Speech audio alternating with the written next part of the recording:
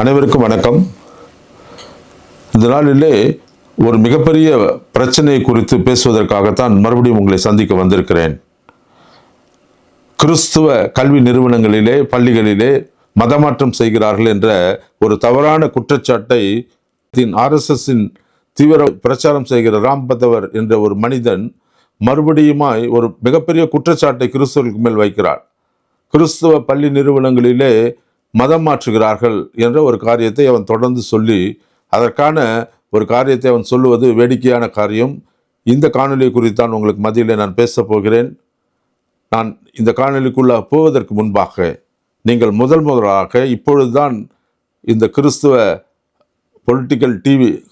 Political TV என்ற இந்த சேனலை முதல் முறையாக பார்ப்பீர்கள் என்று சொன்னால் இதை சப்ஸ்கிரைப் செய்து எங்களுக்கு ஆதரவு தாருங்கள்.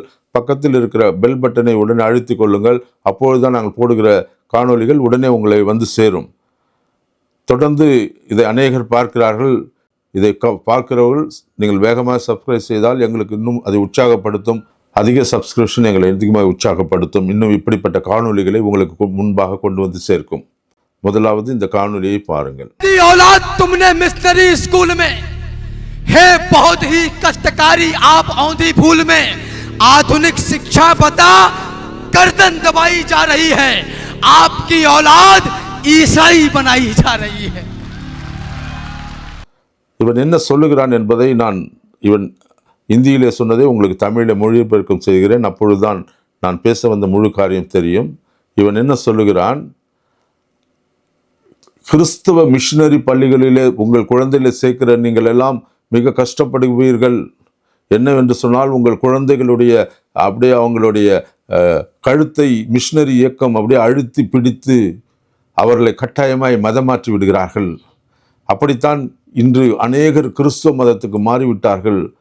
கிறிஸ்துவ பள்ளிகளுக்கு அனுப்புகிற பெற்றோர்களே உஷாராயிருங்கள், உங்கள் குழந்தைகளை அங்கே அனுப்பாதீர்கள் என்று ஒரு பெரிய கூச்சலை போடுகிறான். அவன் இப்படி கூச்சலை போட்டு விட்ட பிறகு இது ஒரு மாபெரும் பொய் என்று உங்களுக்கு தெரியும். அப்படி எப்படி இதை பொய் சொல்லுகிறான் என்பதை மறுபடியும் அழுத்தி திருப்பி இதைத்தான் இப்போது மறுபடியும் RSS, விஸ்வ இந்து பரிஷத், பஜரங் தள் போன்ற அமைப்புகள் மறுபடியும் இதை கையில் எடுத்திருக்கிறார்கள். ஏன் எடுத்திருக்கிறார்கள் என்று சொன்னால், நான் முதல்ல ஒரு காணொலியிலே கூட உங்களுக்கு சொல்லியிருக்கிறேன். இவர்களுடைய அஜெண்டா என்னவென்று சொன்னால், இவர்களுடைய திட்டம், செயலாக்க திட்டம் என்னன்னு சொன்னால், அவர்கள் சொல்லுவார்கள் இந்தியிலே, பேலே முசல்மான் பாத்மே இசாய், முதலிலே இஸ்லாமியர்களை அழித்துவிட்டு பின்பு கிறிஸ்துவ இடத்திலே வருவோம் என்று சொல்லி இப்பொழுது முஸ்லிம்களை முழுமையாய் அழிப்பதற்கான திட்டங்களை வகுத்து விட்டார்கள். இப்பொழுது கிறிஸ்துவத்திலே வந்திருக்கிறார்கள். மறுபடியும் இவர்களுடைய திட்டம் என்ன தெரியுமா? இந்தியாவில் இருக்கிற மிஷினரி ஸ்தாபனங்களையும் கிறிஸ்துவ பள்ளிகளையும் நசுக்கி அழித்து விட வேண்டும். அதற்கான பல திட்டங்களை இவர்கள் போட்டுக் கொண்டிருக்கிறார்கள். அதில் ஒரு திட்டம் தான் மறுபடியும் இவர்கள் இப்படி ஒரு சத்தம் போட ஆரம்பித்து விட்டார்கள். இது ஆரம்பத்திலே இதை தடுத்து நிறுத்த வேண்டும் என்ற நோக்கத்திலே தான் இவர்கள் சொல்லுவது முழுவதும் பொய் என்பதை நிரூபிக்கத்தான் இந்த காணொலியை உங்களுக்கு முன்பாக கொண்டு வருகிறேன். எப்படி இதை அவன் சொல்லுகிறான் தெரியுமா? 2 காரியத்தை சொல்லுகிறான். ஒன்று, கிறிஸ்துவ மிஷினரி பள்ளிகள் மதம் மாற்றுகிறது. 2வது குற்றச்சாட்டு என்ன தெரியுமா? இந்தியா அப்படியே விழுந்து போய்விட்டது. இப்படி நம்மெல்லாம் கல்வி அறிவு இல்லாமல் போய் அவனுக்கு கிறிஸ்துவ நிறுவனங்களில் படிச்சு நீங்கள்லாம் பட்டம் வாங்கிட்டீங்க. இப்பொழுது நீங்கள் மறுபடியும் வீறு கொண்டு எழுந்து என்ன செய்யணும் தெரியுமா? நீங்கள்லாம் எப்படி அப்படியே உங்களுடைய அந்த தத்துவார்த்தமாக நீங்கள் இந்துத்துவாவை பின்பற்றுவர்களாக இருந்தால், இந்த தேச பக்தி உங்களுக்கு இருக்கும் என்றால், உங்களுக்கு அப்படிப்பட்ட ஒரு சூழ்நிலையை நிரூபிக்க ஒரு நல்ல வாய்ப்பு கிடைத்திருக்கிறது என்று சொல்லி, நீங்கள் அப்படி படித்த மிஷினரி ஸ்தாபனங்களில் படித்த உங்களுடைய டிகிரி சர்டிஃபிகேட் எல்லாம் எடுத்து கிழித்து போட்டு விடுங்கள். அப்பொழுதுதான் देश गिर पड़ा है, इसको उठाइए, मरहम न सही घाव पर कुछ तो लगाइए. कहते हो मेरे दिल में धड़कता है तिरंगा, किस किस के धड़कता है चीर कर दिखाइए. और बेरोजगार हो तो डिग्रियों को फाड़ दो, इस देश को. உங்களுக்கு உண்மையான தேசபக்தி இருக்கிறது என்று இந்த முட்டாள் பேசுகிறான். எவனாவது படித்த ஒரு அந்த சர்டிஃபிகேட்டை கிழித்து போடுவானா? நிர்மலா சீதாராமன் கிழித்து போட்டு விட்டுவார்களா? நிர்மலா சீதாராமன் எத்தனை பேர் இந்த தேசத்திலே கிறிஸ்துவ இன்ஸ்டியூஷன்லே படித்திருக்கிறார்கள்? பியூஷ் கோயல் கிழித்து போட்டு விடுவாரா? உங்களுடைய நட்டா கிழித்து போட்டு விடுவாரா? எத்தனை பேர் என்று நான் தொடர்ச்சியாக உங்களுக்கு இந்த செய்தியில் காணொலியில் சொல்லுகிறேன். யாரெல்லாம் கிறிஸ்துவ நிறுவனத்திலே படித்து விட்டு எல்கே அத்வானி அவரும் கிறிஸ்துவ இன்ஸ்டியூஷன்லாம் படித்தார். இப்படி பியூஷ் கோயல்லேருந்து நிறைய பேர், அத்தனை பேரையும் வரிசையிட்டு சொல்லுகிறேன். இந்த காணொலியில் உங்களுக்கு வரிசையிட்டு சொல்லுவேன். கிறிஸ்துவ மிஷனரி ஸ்கூலில் படிச்சிங்க. இந்த தேசத்திலே மிகப்பெரிய தலைவராக இருந்த ஜனாதிபதியாக இருந்தவர் சர்வப்பள்ளி ராதாகிருஷ்ணன், மெட்ராஸ் கிறிஸ்டியன் காலேஜில் படித்தவர், இந்திய ஜனாதிபதியாக இருந்தார். அவர் சாகும் வரை இந்துவாகத்தான் இருந்தார். இவர்கள் இப்படி பொய்யாக மதமாற்றி, இப்போ லால்கிருஷ்ண அத்வானி இருக்கிறார் இன்னும், அவர் ஏதாவது கிறிஸ்துவ மிஷினரி மாற்றிட்டு ஏதாவது சர்ச்சில் பிரசங்கம் பண்ணிட்டு இருக்காரா, இல்லை ஏதாவது திருச்சபைக்கு போயிட்டு இருக்காரா லால்கிருஷ்ண அத்வானி? கேட்குறேன் நான். முட்டாள்களே பதில் சொல்லுங்க. இத்தனை பேரும் சொன்ன, இத்தனை பியூஷ் கோயல் இப்போ அமைச்சராக இருக்கிறார். முன்னாள் பிஜேபியுடைய மினிஸ்டராக இருந்த அருண்ஜேட்லி, சுமிதா இரானி, இவர்கள் எல்லாம் கிறிஸ்துவ பள்ளிக்கூடங்களில் படித்து கிறிஸ்துவ காலேஜில் படித்து பாஸ் பண்ணவங்க தான். இவங்கெல்லாம் கடைசி வரைக்கும் இந்துக்களாக தானே இருந்தாங்க. இவங்களெல்லாம் யாரும் கட்டாயமாக மதம் மாற்றலையே. ஏன் இன்னும் இந்த முட்டாள்கள் மறுபடியும் இப்படி ஒரு பொய் குற்றச்சாட்டை சொல்லி கொண்டிருக்கீங்க? இப்படித்தான் அவர்களுடைய கிறிஸ்துவ கல்வி நிறுவனங்கள் மேல் இவர்கள் ஒரு டார்கெட் வச்சு கிறிஸ்துவ கல்வி நிலையங்களை எப்படியும் மூடிவிட வேண்டும், அவளை அழித்து விட வேண்டும்.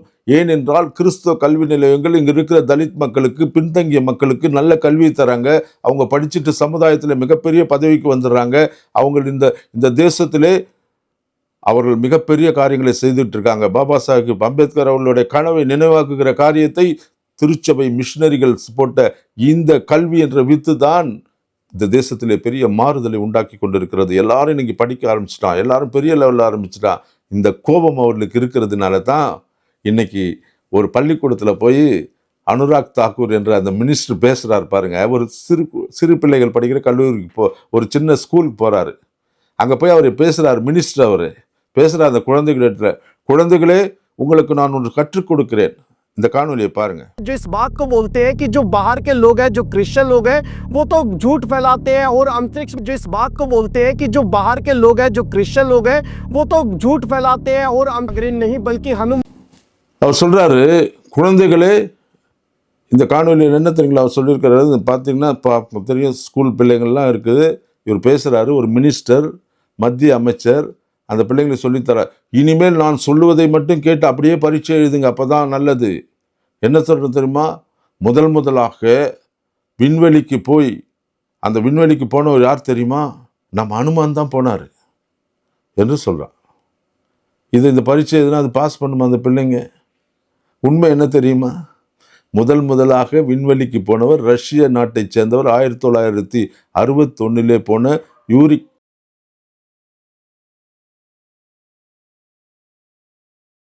யூரி காக்ரின் என்ற ஒரு மனிதன் 1961 ஆண்டு ஏப்ரல் மாதம் ரஷ்யாவிலிருந்து அனுப்பப்பட்டு விண்வெளிக்கு போய் முதல் ஆராய்ச்சி செய்தவன் அவன்தான். ஒரு கிறிஸ்துவன். அவன்தான் முதல் ஆராய்ச்சியாளர்லாம் போனான்னு சொல்லிட்டு கிறிஸ்துவம் பதிவு செய்திருக்கிறது, உலக வரலாறு பதிவு செய்திருக்கிறது, உலக விண்வெளி கழகம் பதிவு செய்திருக்கிறது.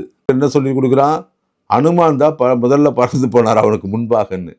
கிறிஸ்துவல் பொய் சொல்லி உங்களெல்லாம் ஏமாத்துறாங்க. இதுக்கு மேலே பரீட்சை பாடத்தில் நீங்கள் எப்படி எழுதணும்? இப்படி தர்ற முட்டாள்களை நீங்கள் உங்களுடைய பள்ளிகளிலே சொல்லி குழந்தைகளுடைய வாழ்க்கையை வீணடித்து கொண்டிருக்கிறீர்கள்.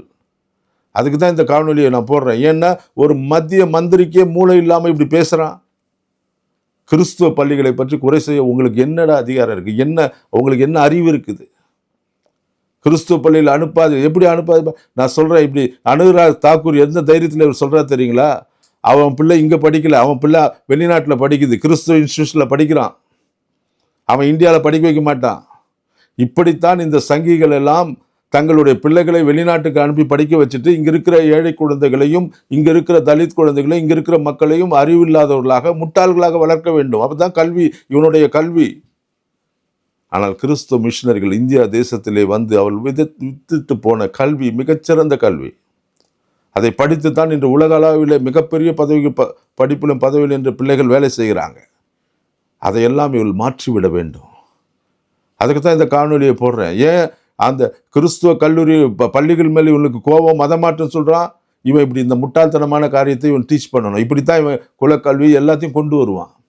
கொண்டு வந்து நம்மை முட்டாளாக்க, நம்மை வீணாக, நம்ம எல்லாம் ஒன்றுமில்லாமல் போக பண்ண இந்த தேசத்திலே காவிமயமாக்குவதற்காகவும் இந்த தேசத்தில் இருக்கிற பிள்ளைகள் எல்லாம் படிப்பை கெடுப்பதற்காகவும் இருக்கிற இந்த காரியங்கள் எல்லாம் முற்றும் மாறுபட வேண்டும் என்பதற்காகத்தான் இந்த காணொலி உங்களுக்கு முன்பாக வைக்கிறேன்.